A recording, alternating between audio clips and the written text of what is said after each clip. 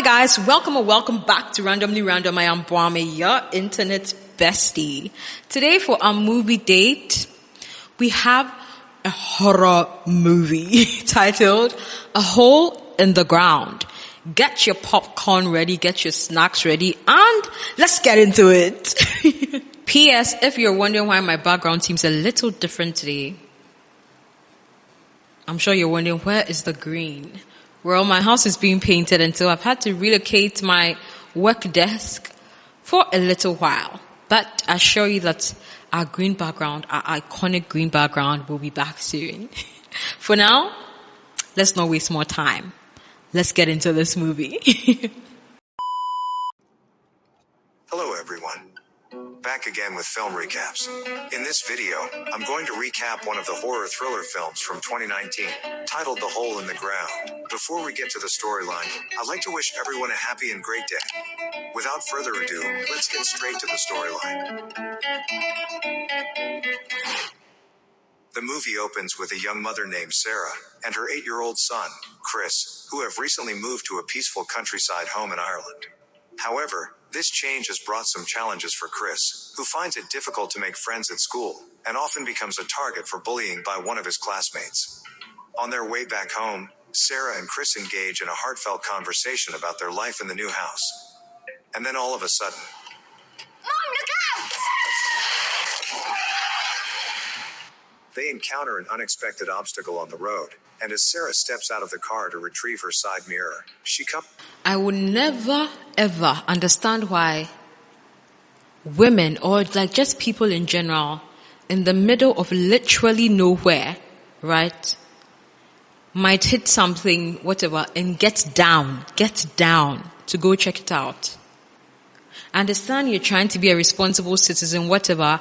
I would rather reverse my car and turn it and come check out what it was instead of get down.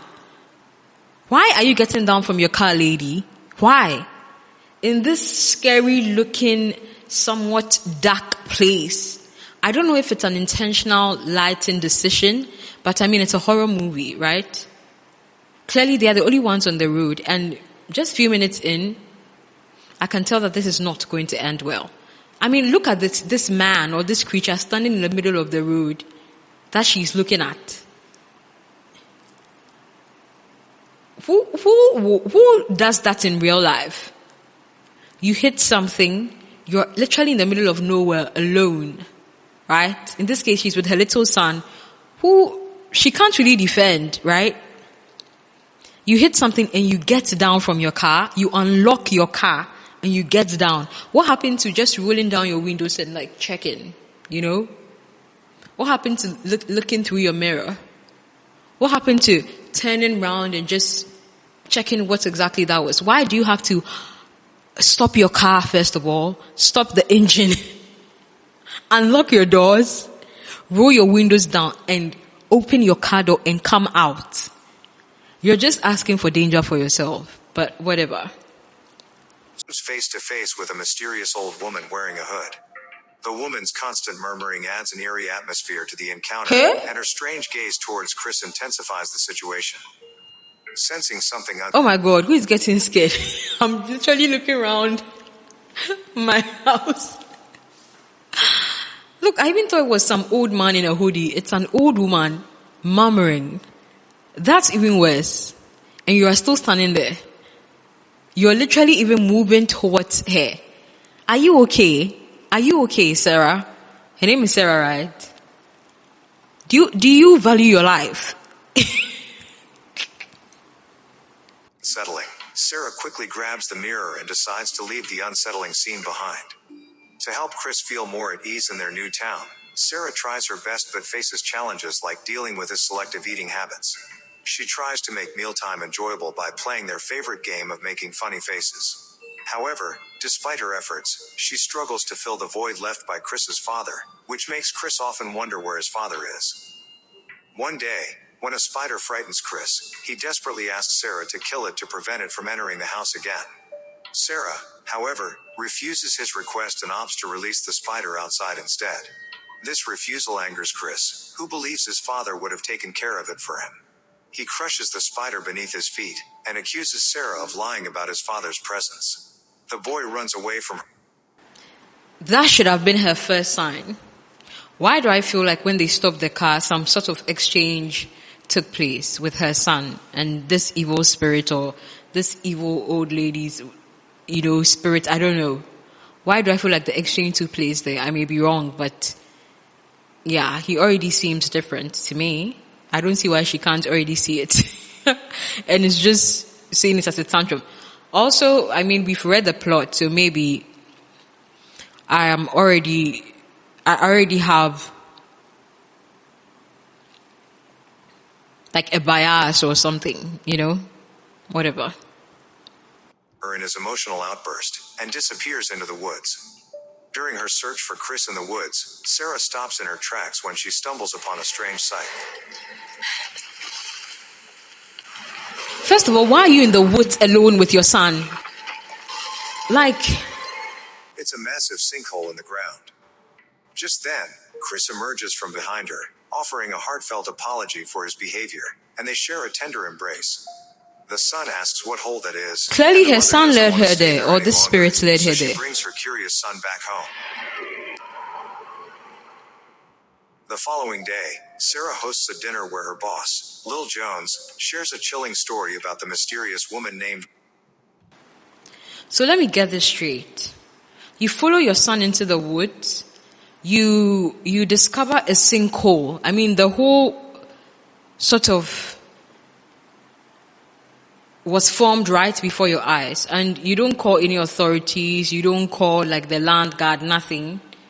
You just go on with your life and invite people over.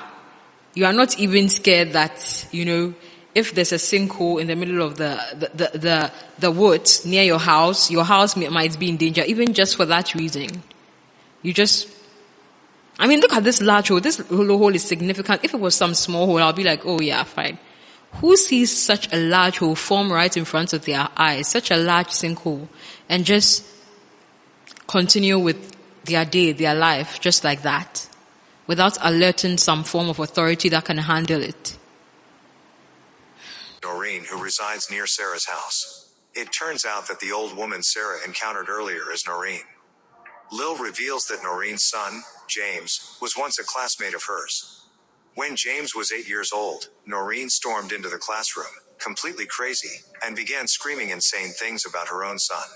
James was temporarily withdrawn from school, while Noreen was admitted to the hospital for therapy. But when she was discharged months later, tragedy struck when James was tragically crushed under his mother's car, with uncertainty surrounding whether it was an intentional act or a terrible accident. Sarah is already deeply disturbed after hearing the unsettling story, but her anxiety rises to the next level when she discovers Chris missing from the house later that night. Filled with fear, she tirelessly searches through every corner of the house and ventures into the darkness of the surrounding woods, desperately. We can all tell what happens, right? We can all tell that this old woman's dead son spirit will take over Sarah's son. This plot seems predictable, but let's see if we are right or wrong. Seeking her son. Amid her frantic search, she catches a glimpse of someone behind a tree, which only adds to her fear. Summoning her courage, she investigates, but to her confusion, there's no one there. Unable to locate Chris, she decides to return to the house and contacts the authorities for help. Just as she is about to report the mysterious incident, Chris suddenly reappears, claiming he never left the house. Sarah's concern deepens as she is confident that Chris was not present earlier. Feeling unwell, she contacts a doctor, who asks her if she has a history of anxiety and checks the scar on her forehead. Oh my goodness. Is Sarah going to become like the old woman, like going to get crazy and start like talking to herself and end up killing her son like the old woman? And aren't there lights in her house? Why didn't she just turn on lights in her house? Why do you have to make the movie more scary by using a torch to go outside of your house, almost into the woods, to look for your son who is not in bed? Okay. Forehead, which was caused by an accident a year ago. After checking her, the doctor prescribes her some sedatives to take before going to bed. I already don't trust this One day, doctor, when but she let's calls see. Chris for lunch, the son is nowhere to be found. But then, out of nowhere, when she looks back at the table, he mysteriously appears at the table instantly. Moreover, despite his previous struggles in making friends, Chris has now formed a close bond with an entire group, including the child who used to bully him. Things start to get even weirder when Sarah and Chris unexpectedly come across Noreen, standing in the middle of the road on their way home. As Sarah exits the car to help move her off the road, Noreen gazes at Chris and tells Sarah this. This is Brady. It's not your boy. Suddenly, Noreen's husband, Day, arrives on the scene, apologizing for his Getting wife's out of behavior your car again and engaging again. in a neighborly conversation This with woman Sarah. never learns. Seeing Noreen getting too close to her car, Sarah decides to cut the conversation short.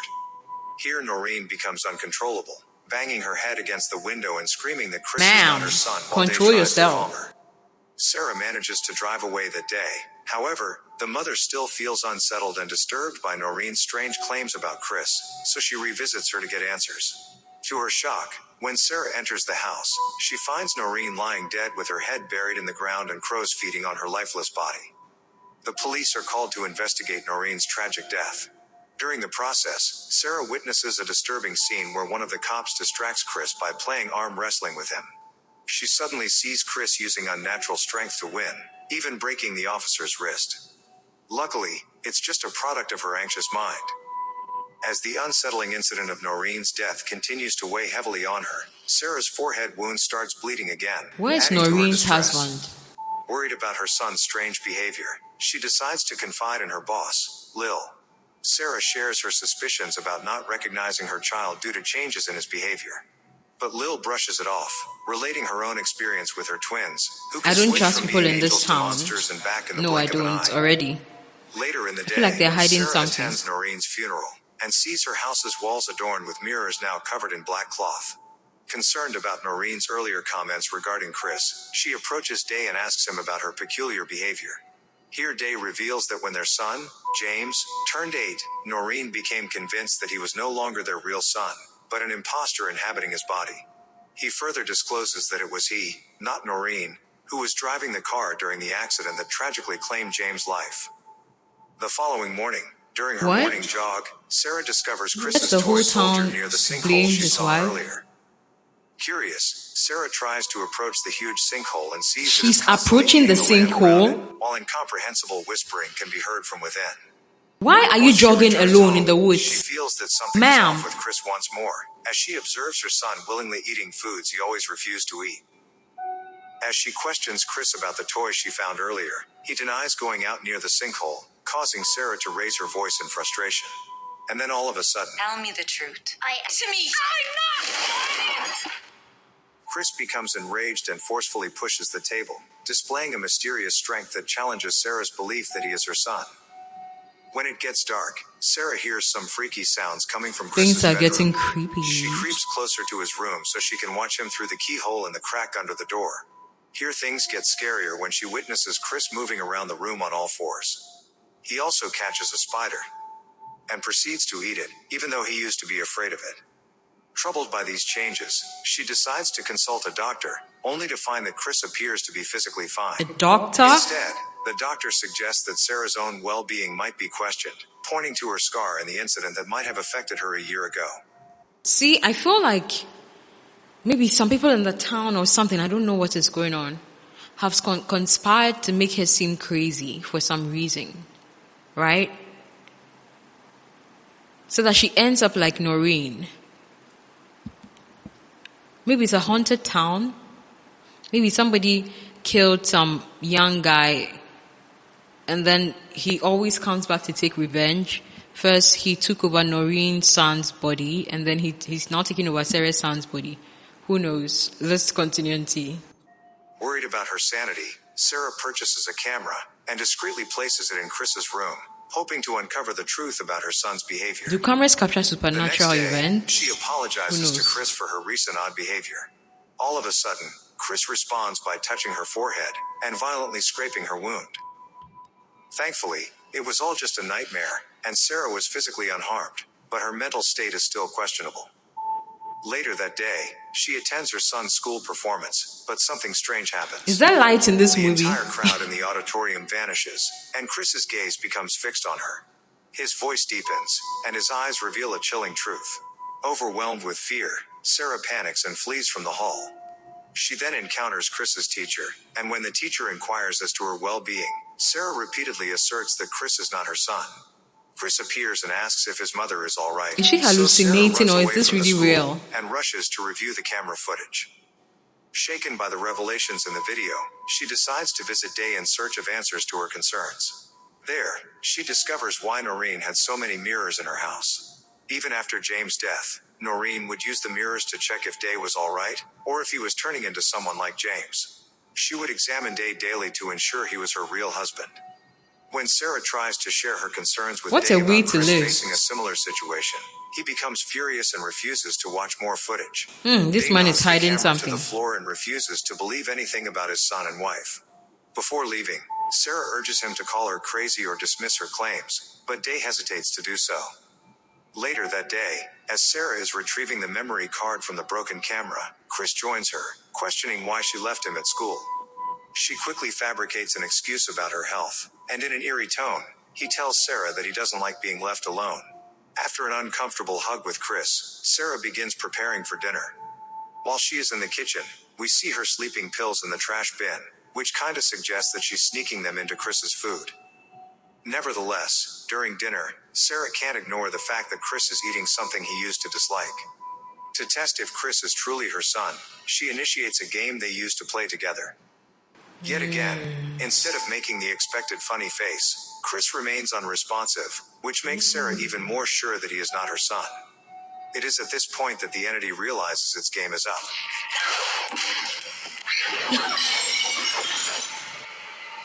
Did they really expect us to believe this? She finds herself being dragged by Chris towards the garden, where he intends to bury her alive, mirroring what happened to Noreen. Luckily, as Chris covers Sarah's head with mud, the sleeping pills take effect at that point, and the creature passes out. The creature! As Sarah does not get covered with too much dirt, she manages to free her head from the hole and escape further danger.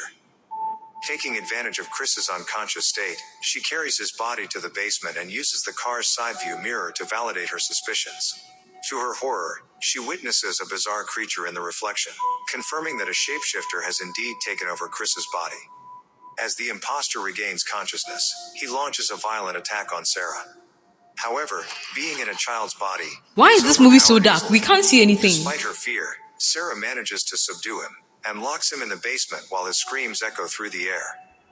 Determined to find her real son, Sarah heads to the sinkhole, suspecting... Oh, so the mirror is literally used as a test.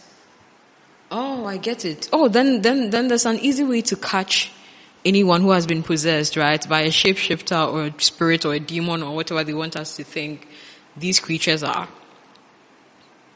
Oh, that's why Noreen puts mirrors all over her house, so that every morning she could see if her husband was the same person. Because if you've been possessed, if you've been possessed by the spirit or the shapeshifter or whatever, your reflection in the mirror is different, right? Your reflection in the mirror may expose you. I get it now.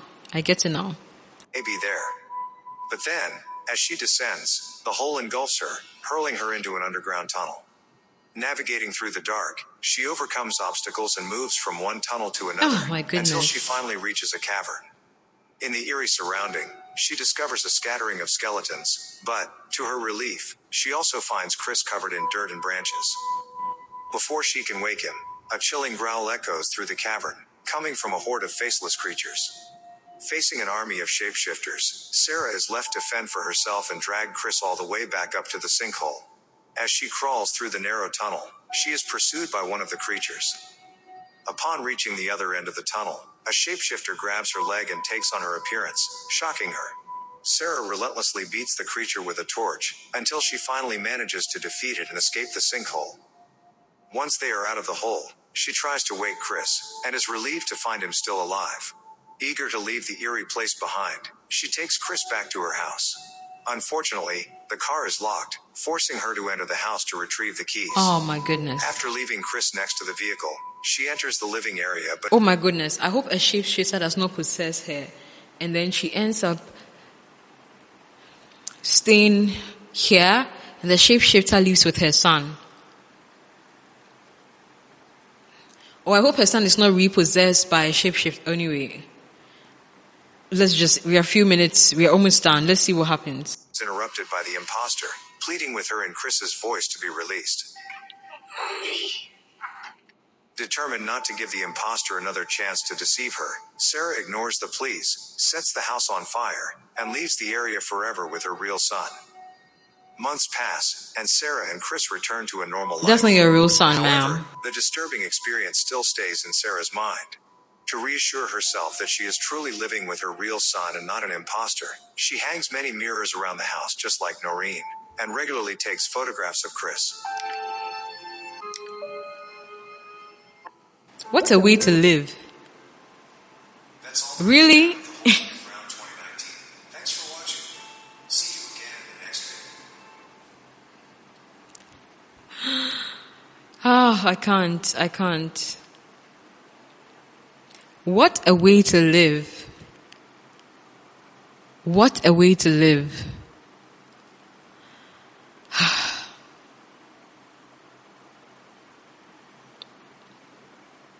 Now I'm thinking of how I'm going to sleep. Look, I don't fear nothing, okay? I don't fear nothing. Guys, if you have watched the full movie before, and perhaps for some reason this recap may have missed something, let us know in the comments. Share any information that you think might be helpful to us, for us to better understand this movie. But I enjoy the movie, I enjoyed the movie. I mean, it's just that the lighting, I literally could not see at some point. But it's a horror film.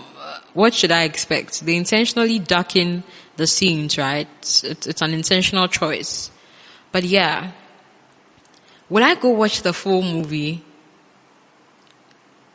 I think so.